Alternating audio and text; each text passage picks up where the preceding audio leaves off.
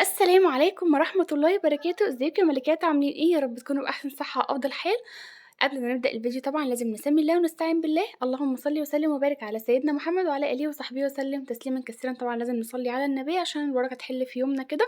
أهلا بيكم في فيديو جديد وروتين جديد ويوم جديد، يوم من أيامنا معاكم النهاردة. بس يوم النهاردة بقى يبقى مختلف شوية، هو يوم دراسي. أولًا بارحّب بكل أخت شرّفتني ونوّرتني وبقت أخت من اخواتي، نوّرتيني وشرّفتيني. مبسوطة جدًا بالتفاعل على الفيديوهات. بجد ربنا يبارك لي فيكم يا رب، ودايمًا مع بعض إن شاء الله ونبقى عيلة كبيرة جدًا في وقت قريب بإذن الله. يالّا النهارده بقى يالّا ندخل على الفيديو بتاعنا ونشوف النهارده يومنا عامل إزاي. فأنا دلوقتي باعمل الlunch box بتاع الولاد، باحضّر لهم الlunch box عشان خلاص هينزلوا بقى. إحنا بنجيب يعني ب10 جنيه. طبعًا أنتم لو شفتوا الرغيف يا بنات والله العظيم صغيّر بشكل قطمتين أصلًا، يعني مننا إحنا كبار قطمتين كده. وأنا ولادي يعني ربنا يبارك فيهم ما بياكلوش الساندوتش كده كامل على بعضه، لأ بيشيلوا الحشو اللي فيه ويرموه. فيعني الله المستعان مش عارفة أعمل معاهم إيه، بس ما بياكلوش غير العيش ده. جرّبت لهم العيش الفينو اللي هو التاني اللي هو السياحي ده، اللي بيتجاب 4 في كيس، مش بياكلوه، بيقعدوا يقطّعوه كده، وده اللي بياكلوه لو جعانين أوي، يعني ممكن ياكلوا منه واحد.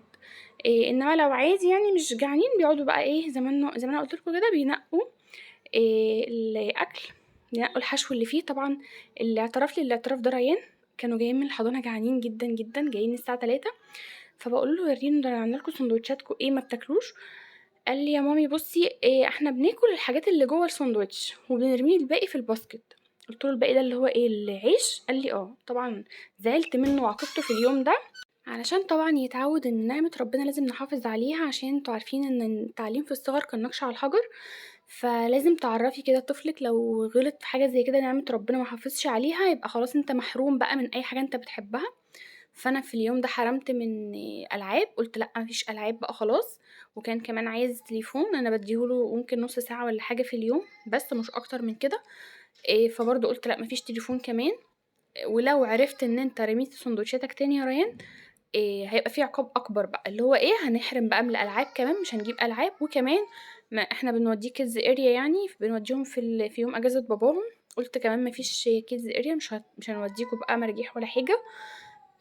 طبعًا كل ده من الحاجات اللي الأطفال بيحبوها. ما هو أنت تعاقبهم بإيه؟ مش بالضرب، ما هو أصل بالضرب مش هيجيب نتيجة بالعكس هيعند. وأنا على قد ما أقدر باحاول الفترة دي إن أنا أتعامل معاهم بلطف أكتر، لإن بصراحة أنا عصبية بشكل فظيع. وكنت باتعصب عليهم جدًا. فباحاول بقى إن أنا يعني إيه أضبّط علاقتي معاهم أكتر، لإن هُم لسه أطفال، يعني أنا عندي 4 سنين ونُص ما شاء الله اللهم بارك، وسنتين ونُص. فصغيّرين لسه، فمش هينفع بقى كل حاجة عقاب هيبقى شديد لأ. فباعمل كده بقى، اللي هو لأ، أنا هاعاقبكم بالحاجة اللي أنتم بتحبوها. بُصّوا أنا هنا عملت ساندوتشات إيه بقى، أنا عملت بيض وعملت جبنة بيضا، جبنة اللي هي التلاجة دي بلانشون. عاملاها ليه عشان تمسك لي، يعني أنا عاملة الجبنة وكمان عاملة التانية اللي هي بالجبنة الرومي دي حاطة تحتها سلطة جبنة، طبعًا ده عشان يمسك لي الحشو، عشان أنتم عارفين اللانشون والجبنة الرومي بيقعوا. فأنا حطيت عشان إيه يمسك لي الحشو. فأنا عاملة ساندوتشات بيض ولانشون وجبنة رومي طبعًا مع جبنة بيضا وسلطة جبنة. وكمان عاملة بلح ده باعمله زي ما أنا قايلة لكم بالسمنة البلدي. فعاملة ساندوتش واحد بس يبقى سكريات، وحاطة لهم بقى في الlunch box كمان عنب وخيارية، وحطيت كمان موزة. البلح الأحمر ده أنا طلّعته على أساس إن أنا أحطه نسيت أحط لهم. هُم ما بياكلوش عامةً يعني، سفيان بيقعد يمُص فيه بس لمّا عشان هو بيبقى مسكّر، بيقعد يمُص فيه، وريان بيقطم لي قطمة منه ويسيبه. فقُلت خلاص كده كويس إن أنا ما حطيتش، كده مش بياكلوه أصلًا يعني. آآ بس أنا قُلت عشان لو في أطفال معاهم والّا حاجة بيحبوه فياكلوا معاهم. طبعًا أنتم عارفين يعني في الحضانة الأطفال بتبُص لبعضها، فأنا باحط بزيادة شوية عشان لو أي طفل بَص لابني أو كده في حاجة يعني المفروض أنا معوّدة ريان على كده. طبعًا لسه سفيان صغير مش بيعرف ما يستوعبش اللي أنا أقول له كده يعني. باقول لريان: "يا رينو لو حد يا حبيبي قاعد جنبك من صحابك وأنت بتاكل اعزم عليه وخلّيه ياكل معاك." عشان كده حطيت بقى ساندوتشات بزيادة يعني.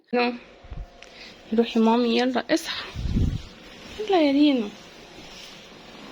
يالّا هي صباح الخير، صباح الخير يا قلبي، قلبي، قلبي. قلبي روحي. يلا يا ريم اغسل لك وشك وانت على السرير. طب قوم يلا عشان اغسل لك وشك. يلا يا قمر. شطور شطور. قمر رايح الحضانة. مين جميل رايح الحضانة ولابس جميل يحط برفيوم؟ مين يحط برفيوم بتاع مامته؟ الله الله الله على الجميل ده. رينو يلا نحط برفيوم. الله الله على الجميل القمر. يلا فين السكتشرز بتاعك البسه. طبعا ريان بعد ما خلاص قررنا ان احنا نلبس اليونيفورم قال لي يا مامي بيحررني، فقمت مقلعه اليونيفورم ملبساه لبس تاني. يلا قوم.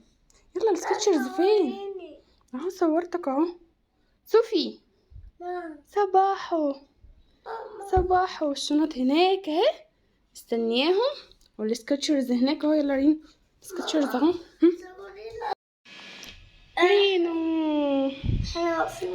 رينو لابس السكتشرز بتاعه القمر. شفتوا اصدقائي حلوين. ريان شطور ازاي. شوف عشان اتاخرت على الباص مشي. شفت بقى. صوفي لابس الشنطه بتاعته الجميله. مين لابس شنطه جميل؟ مين؟ ماما. احنا فين مستنيين دول؟ مش ماما. لا ازاي مش ينفع. جميل يا روحي. نسيت اوريكم الصندل بتاع صوفي. مرضاش يلبس الكوشي عايز يلبس الصندل. لبسنا الصندل. يلا تعالى نوري لاصدقائنا. ورينا لاصدقائنا الجميل صوف القمر. يلا شفتوا يا اصدقائي؟ شفتوا صوفي وهو ماشي جميل ولابس الصندل بتاعه القمر. نعم اصحاب ريان. طيب طب يلا انزل. ماما ليه؟ باي روح مام. رينو انت نايمان على نفسك كده ليه يا رينو باي يا روح. هو زعلان ليه؟ اديله مصروف يا عبد الله. يلا باي يا سوفا. باي يا روح ماما. باي يلا على مهلك. يلا باي يا رينو يا قمر.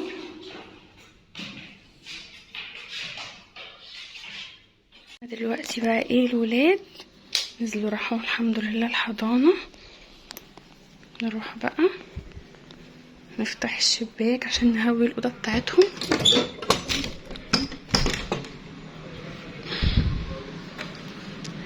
يوم جديد كله حياة ان شاء الله. يلا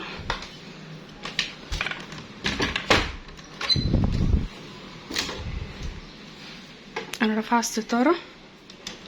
رفعها هنا اهي. هنا بقى نروق الاوضه مكان ما ناموا. نعدل بس السرير كده. السرير صوفي.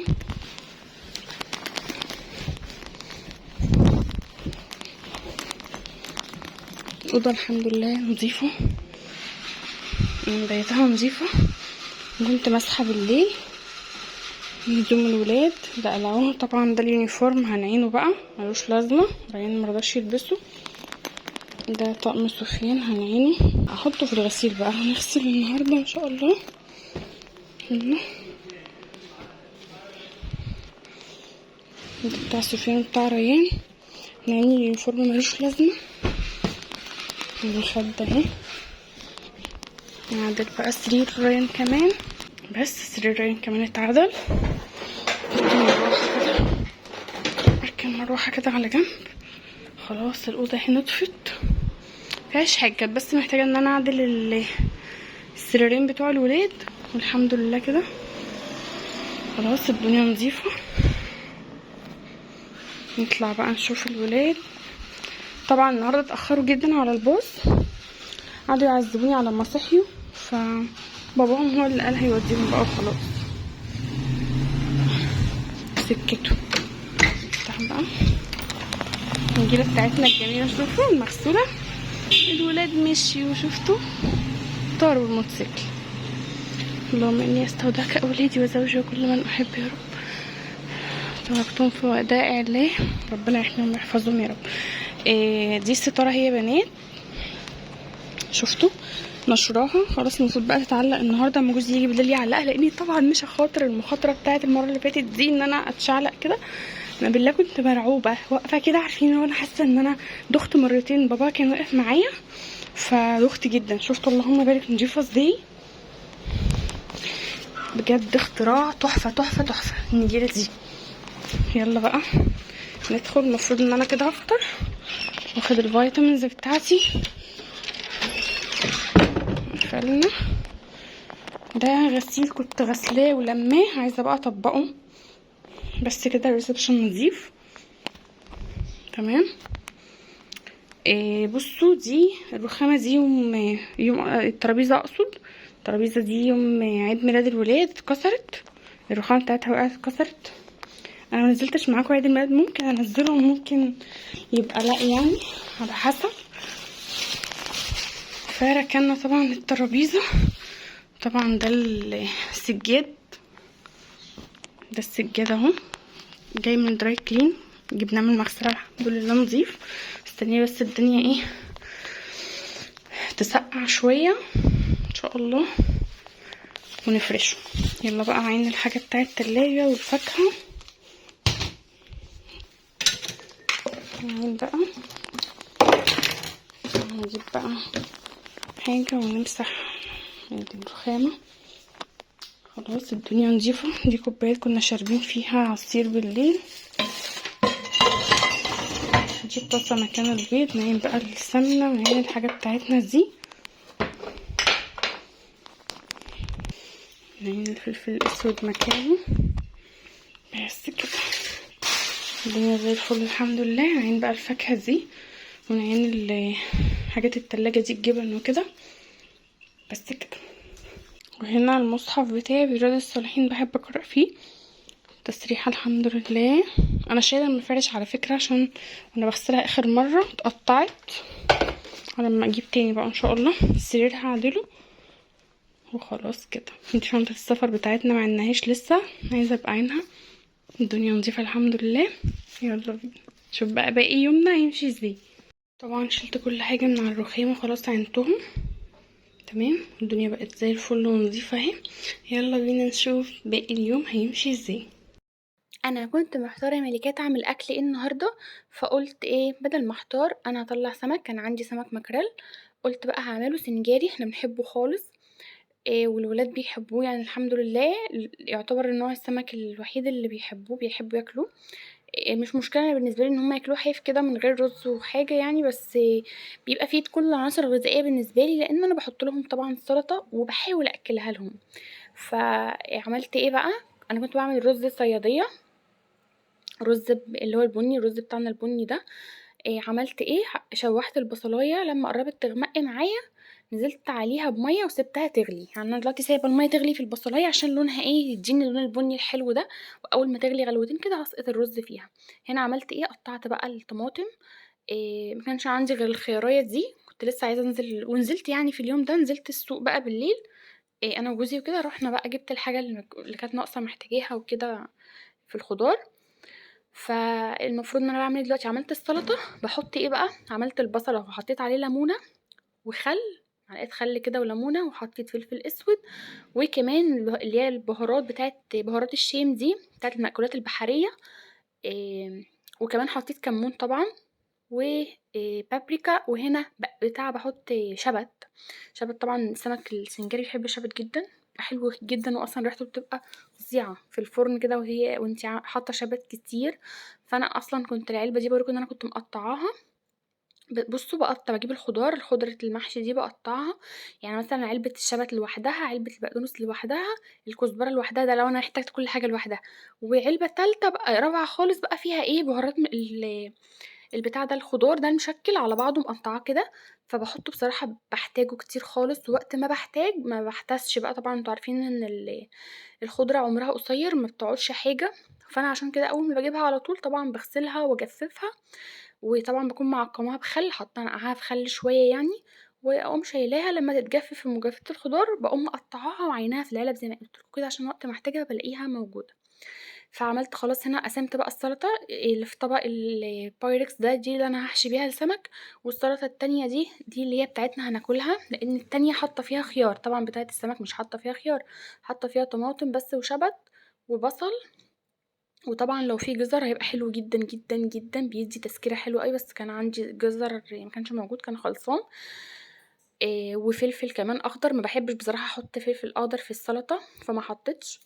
فدلوقتي عملت ايه بقى، حطيت الرز خلاص سقطته في الحله وغطيت عليه، وهنا عملت الدقه، انا بتبقى عندي الدقه جاهزه برضو، يا دوب بس حطيت كده معلقه في طبق على قد ما هحط في السمك بتاعي، وحشيت السمك كله دقه اهو، وقمت حاشيه السلطه بتاعتنا، بحط السمك عكس واحده عكس التانية كده عشان ما يلزقوش في بعض، وحطيت اهو، هحط بقى على وشه معلقه زيت كده وادخله الفرن. خلاص اهو، ما بياخدش حاجه على فكره، ما بيغيبش خالص، دي السلطه اللي احنا هناكلها خلاص. وده السمك بعد ما طلع من الفرن، شوفوا شكله عامل ازاي، والطعم بقى مش قادره اوصف لكم، والريحه طبعا كانت خطيره جدا جدا. اتفضلوا معانا بقى، بألف هنا وشفا. الألف هنا وشفا طبعا، اللي يجرب بالطريقه دي سهله جدا بسيطه جدا جدا. تعالوا بقى اقول لكم على المشتريات اللي اشتريناها بتاعه الغساله. ده طيب 7 كيلو بودر بكام، ب285 بدل من 430، فكان عرض حلو قوي قوي يعني. ده اللي هو 7 كيلو بريحه الدوني. بصوا انا اول مره استعمل البودر، بس قلت ايه هجربه المره دي، وعشان عليه العرض الحلو ده قلت اما اجربه. انما بقى بستعمل انا البرسيل الاريال جل والتايد جل. جوزي كان جايب من دي 2 بس كانت اتكسرت من جوه، فنقلتها في بتاعه الاريال جل. فاللي زي دي، العبوه اللي زي دي اتكسرت من تحت، فنقلتها في العبوه بتاعه الاريال جل. وكان جايب الاتنين دول، الواحد كان ب120، عرض ب100، يعني المفروض ده اصلا ب120، في العرض ب100. كانوا عبوتين تمام. وجبنا برضو البامبرز.